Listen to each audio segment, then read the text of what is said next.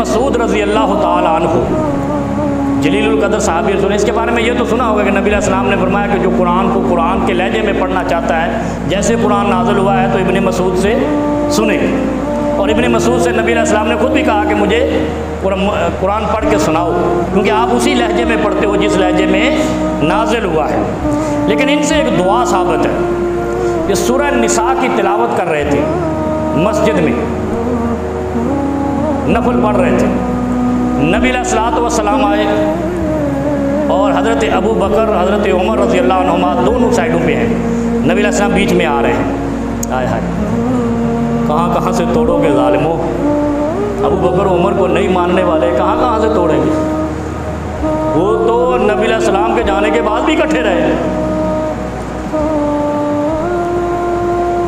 حضرت ابو بکر و عمر کے درمیان نبی علیہ الصلوۃ والسلام مسجد میں داخل ہوئے تو آگے حضرت ابن مسعود رضی اللہ عنہ نماز پڑھ رہے ہیں۔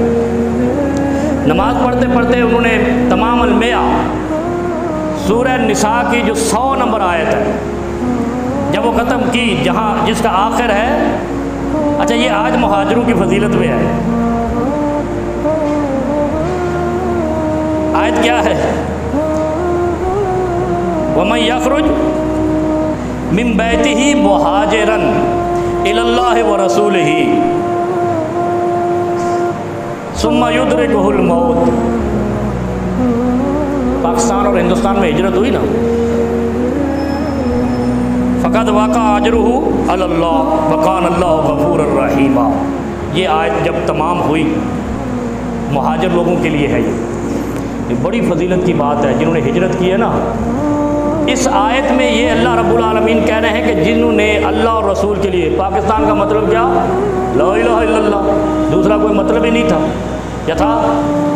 دو قومی نظریہ، اسلام اور کفر، گورے گئے ہندو اور مسلم کٹھے نہیں رہ سکتے۔ 1 پوائنٹ ایجنڈے پہ پاکستان بنا تھا، اور وہ تھا پاکستان کا مطلب کیا؟ لا الہ الا اللہ والے ادھر آ، ایسے ہی تھا۔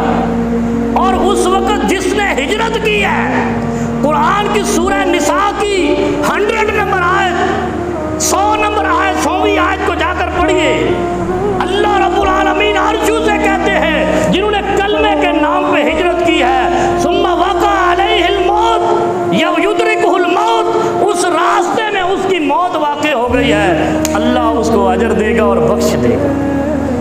کتنے مسلمان کٹے پاکستان بنانے میں، کس لیے کٹے تھے؟ کہ یہاں امریکہ حکومت کرے گا؟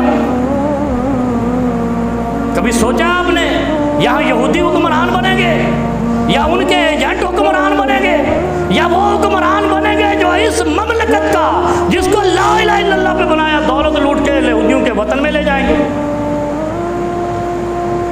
اس ملک میں جو بھی تکلیف اس مسلمان کو آتی ہے جس نے لا الہ الا اللہ پہ ہجرت کی ہے، اللہ کا حکم ہے اللہ اس کے گناہوں کو بخش دے گا۔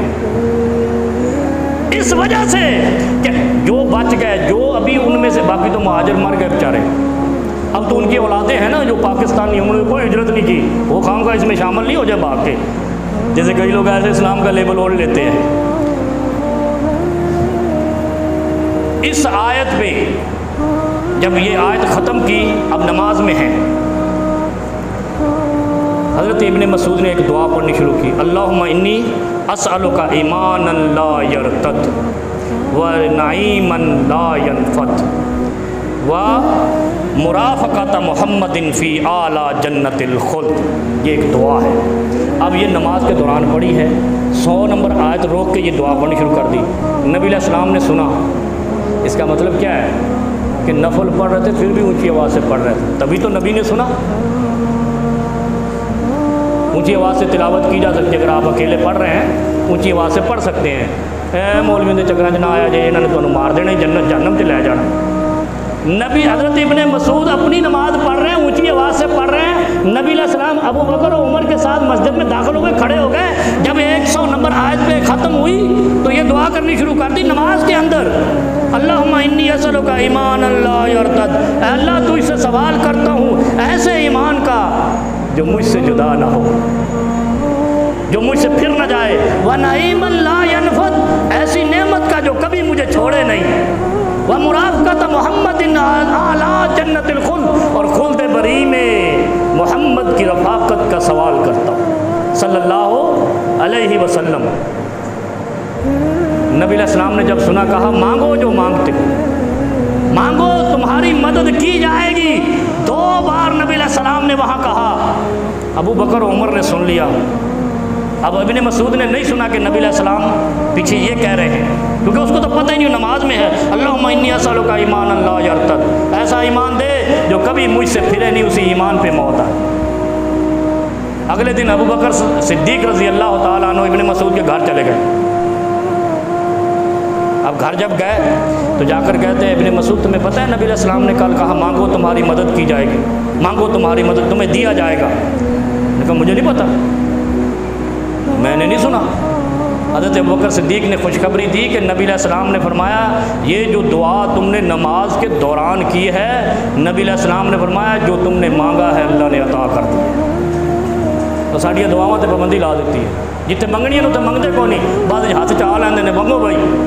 جدو اللہ نال کنڈی ملی ہے تو وہ تو کچھ نہیں منگیا، جدو کنڈی ٹوٹ گئی ہے باہر ہو گئے ہیں وہ منگنا شروع کر دیتا ہے۔ یعنی مسجد کے دروازے پہ مانگنے والے آتے ہیں جمعے کے دوران، وہ ایسے ہی آ جائے 4 بجے، پھر کون دے گا ان کو؟ جب آپ نے اللہ کے ساتھ کلام شروع کر دیا ہے اس وقت تو مانگتے نہیں ہو، جب کہانی ختم ہو گئی پھر کہتے ہیں ہوں دے دے سانو، پھر رب بھی کون نہیں دیتا، وہ تو ٹائم ہی لنگ گیا۔ وہ اسی لیے تو مسجد میں بلوایا تھا آ کے مانگ، اسی لیے تو نماز میں کھڑا کیا تھا آ کے مانگ، اسی لیے تو نفل اور سنت اور یہ ساری نمازیں ہیں کہ مانگو، رب سے کال ملا کے مانگو۔ اللہ اکبر تکبیر تحریمہ کہی ہے، یہ اللہ سے کال ملائی ہے۔ اس وقت مانگتے نہیں ہو، جب باہر چلے جاتے پھر مانگنے شروع کر دیتے، اور پھر باہر والی اتنا ہی پوریاں ہوتی ہیں۔ جب ملی ہوئی کال پہ نہیں مانگا تو بعد میں کوئی نہیں دیتا۔ اللہم انی اسألک ایمان لا یرتد و نعیم لا ینفد، یہ دعا کرو اے اللہ یہ نعمتیں کیا ہیں؟ یہ آنکھیں نعمت ہے، یہ رزق نعمت ہے، یہ گھر نعمت ہے، یہ اولاد نعمت ہے، یہ رزق نعمت ہے، یہ لباس نعمت ہے، یہ انسان کی صحت نعمت ہے، یہ انسان کے شغل نعمت ہے، انسان کی فراغت نعمت ہے، انسان کی جوانی نعمت ہے، انسان کا صحت کی حالت میں مر جانا بھی نعمت ہے، محتاجی کی زندگی سے بچ جانا بھی نعمت ہے۔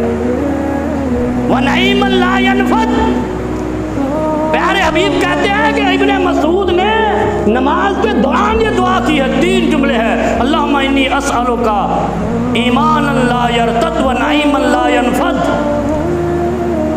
ومرافقۃ محمد فی اعلی جنت الخلد، اعلیٰ خلد بری میں مجھے محمد کی رفاقت صلی اللہ علیہ وسلم عطا کر دے۔ کس کو نہیں چاہیے؟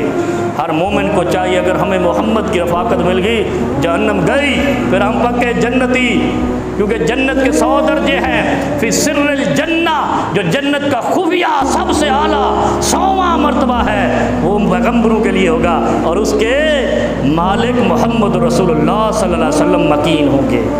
اللہ رب العالمین ہمیں عمل کی توفیق عطا